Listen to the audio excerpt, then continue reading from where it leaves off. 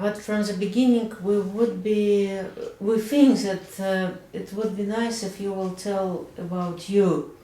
So far, we will make it more open and public. Like, who are you?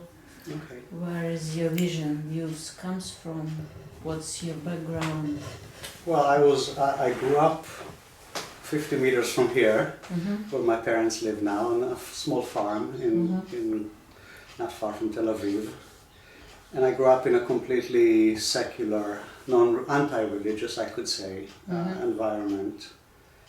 But an idealist environment, socialist and Zionist. And but I had no connection to anything philosophical or spiritual or religious in my upbringing. And then at the age of around 16, I started wondering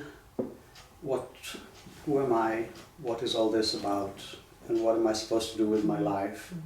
And I realized that nobody around me knew the answers to those questions. Everybody was living their life as if they knew the answers, but I realized that nobody actually ever looked into these questions themselves.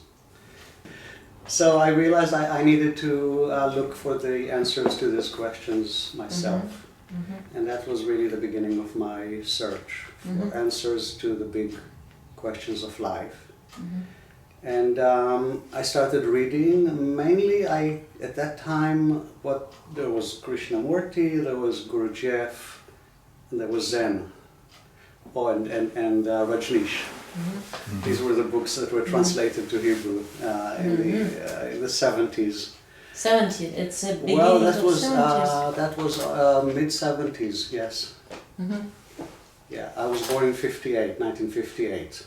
So when I was 16, that was around mid-70s. And I read a small booklet of Zen stories or Zen koans. And I understood nothing, and I thought, they know what I'm looking for. Just, I will translate at least this piece. Он в 16-17 лет начал искать то, что было доступно на иврите, там, перечислил Кришнамурти, Гурджиев это, а дальше встретил, значит, маленькую брошюрку с дзен-коанами. Ничего не понял, но почувствовал, что они знают ответы.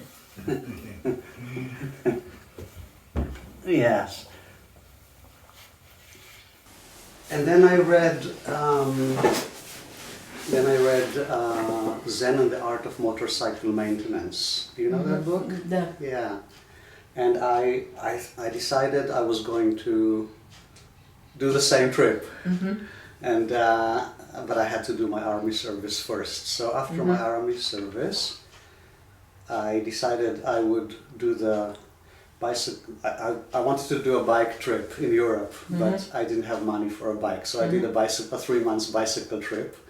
And then 2 years later, I went to a Zen monastery in Japan, and I lived there for 2 years. And that was really the beginning of my meditation practice, and I've been practicing since then. It was a soto or inzai? It was a mixture. It was a mixture. But my main practice was shkantaza, just sitting. Just sitting. So you haven't been received koans? No. No? No. We like, it's our background that we like koans very much. Yeah. We have friends with the Russians, Zen schools, and with some American too. But I want to tell you that my first glimpse into direct knowing of reality was when I did a 3-day workshop in Israel, in Jerusalem, on who am I? And at the end of sometime toward the end of the 3-day, I fell down on my back. And I burst out laughing, and I said, "What a stupid question! I am who I am." And I knew directly who I was, in a way that, of course, has no words. But it was obvious to me that the answer that I knew the answer, that I'd always known the answer, but that I just didn't notice or wasn't aware that I knew the answer.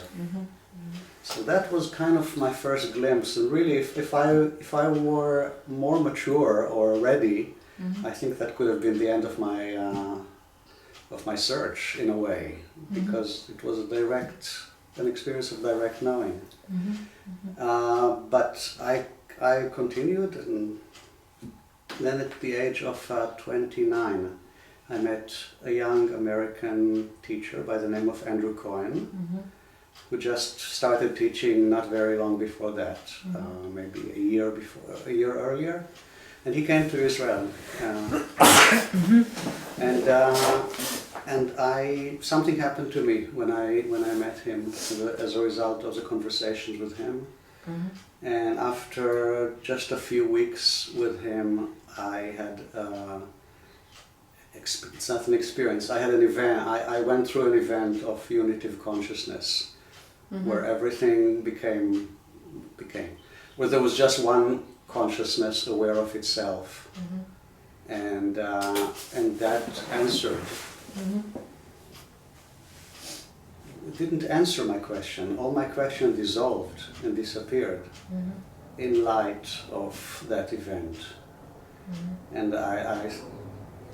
and from that point I felt like, well, that chapter has finished in my life. The questions that drove me, for 12 years or something like that, they're no longer my questions. But now new questions started, which is, how do I live? The vision or the knowing of unity. And that's when I left Israel and went and joined the community that was just starting, Andrew Coëna's community. When? That was at the end of '87, and the community was at the time in Devon, in the UK. And I lived there for half a year, and then Andrew moved. He traveled a bit in Europe, and I traveled a bit in Europe with him, and then he moved to Amherst, Massachusetts, and I stayed behind a few months, and then to make some money, and then I moved with a big group of people. There were about 100 people from Europe that moved to the United States at that time. And that's really when the community, I could say that's when the community started, a committed group of people living together. We moved to Boston, we moved to California. I participated in starting a center in Tel Aviv, which lasted for about 3 years, and then went to Australia, London, went back to. At that point, the community bought a piece of land at Fox Hollow, Massachusetts, and I was there until 2009. And that's when a break of trust happened between me and Andrew, and I left the community, moved back to Israel, met my wife, started being very interested and involved